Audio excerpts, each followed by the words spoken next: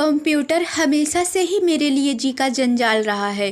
बात उन दिनों की है जब इंटरनेट नया नया आया ही था। मुझे ना तो कंप्यूटर ज़्यादा समझ में आता था और ना ही अपना माया जाल पसरता या इंटरनेट। मैं एक अखबार में संवाददाता और लेखक के रूप में काम करती थी, इसलिए अमूमन मेरा रिश्ता कागज़ और कलम से प्रगाढ़ था। मेरे ऑफिस में भी धीरे धीरे मौसम बदल रहा था, या यूं कहें इंटरनेटिया होता जा रहा था। मेरे संपादक ने अखबार के कलेवर में कुछ बदलाव किए, जिसके तहत मुझे सप्ताह में कम से कम 2 खबरें इंटरनेट से लानी थी। मैंने एक इंटरनेट कैफ़े में नियमित रूप से जाना शुरू कर दिया। अपना ईमेल आईडी भी बनाया। काम के साथ गाहें बगाहें मैं उन दिनों काफ़ी ट्रेंड में रहे। याहू चैट रूम में भी जाने लगी। पहले दिन ही चैट रूम में मेरी मुलाकात किसी राहुल नाम के लड़के से हुई। नाम, काम, शहर, उम्र जैसी औपचारिक बातों पर ही संवाद खत्म हो गया था। बात कुछ बड़ी नहीं थी, पर पता नहीं क्यों उस दिन मैं बहुत खुश थी। मन में कुछ छोटी छोटी फुलझड़ियाँ सी चल रही थी।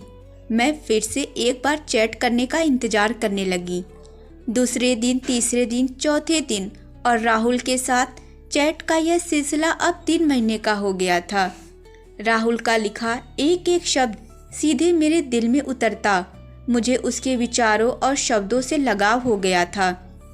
शब्दों से इसलिए क्योंकि हमने अभी तक एक दूसरे का चेहरा नहीं देखा था। हर दोपहर हम चैट करते। हमारी बातें अब अनौपचारिक हो चुकी थी। हम अक्सर एक दूसरे के काम, परिवार, पसंद नापसंद, अपनी अपनी समस्याओं पर बात करने लगे। हमने एक दूसरे से अपने फ़ोन नंबर भी साझा किए। एक दिन राहुल चैट रूम में नहीं आया। मैंने उसे फ़ोन मिलाया और उस पर झुंझला पड़ी। मैं पूरे आधे घंटे से तुम्हारा इंतज़ार कर रही हूँ। मैं तो अभी सब बंद करके जा रही थी। तुम्हें पता है मुझे यहाँ से ऑफिस भी जाना होता है। राहुल ने बहुत शांति से संवाद शुरू किया। वह बोला, मैं तुम्हें कुछ बताना चाहता हूँ। मैंने जल्दबाजी से कहा, हाँ जल्दी बोलो, मुझे जाना है। उसने कुछ निराशा से जवाब दिया, प्रिया, मेरे माता पिता मेरी शादी करवाना चाहते हैं। मुझे कई रिश्तों के बारे में बता रहे हैं। मैंने आव देखा न ताव और राहुल को कह दिया, हाँ तो मुझे क्यों बता रहे हो, कर लो शादी। इतना कहकर मैंने फ़ोन बंद कर दिया और वहाँ से चल दी। कई हफ्ते हो चुके थे मैंने अपना चैट बॉक्स नहीं खोला था और ना ही राहुल का फ़ोन ही उठाया था। बहुत बुरा लग रहा था। किस बात का पता नहीं, ब्रेकअप जैसी फीलिंग आ रही थी। मैं राहुल पर गुस्सा थी या अपने आप पर, पता नहीं। एक दिन मुझे अपने मेल बॉक्स में राहुल का एक मेल दिखा। मन में कुछ खलबली तो जरूर हुई, पर एक अनजान सा डर भी था। मैंने घबराहट के साथ मेल खोला। उसमें लिखा था, प्रिया कैसी हो, तुम्हारी परिस्थिति मैं समझ सकता हूँ, पर उस दिन और उसके बाद तुमने मुझे कुछ कहने का मौका ही नहीं दिया। मैं जब से तुमसे बात कर रहा हूँ मेरे जीवन की रिक्तिकाएँ भर गई हैं। तुमसे मैंने अपने भीतर की दुनिया बांटी है जो आज तक किसी ने नहीं देखी। तुम जिस गहराई से मुझे सुनती हो तो ऐसा लगता है कि मेरे बोले शब्द दुनिया के सबसे सुंदर शब्द हैं।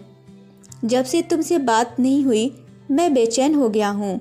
मैं तुम्हें खोने के ख्याल से भी डर गया हूँ। मैं नहीं जानता तुम कैसी दिखती हो, पर मैंने तुम्हारी वह सुंदरता देखी है जो शायद किसी को नज़र नहीं आएगी।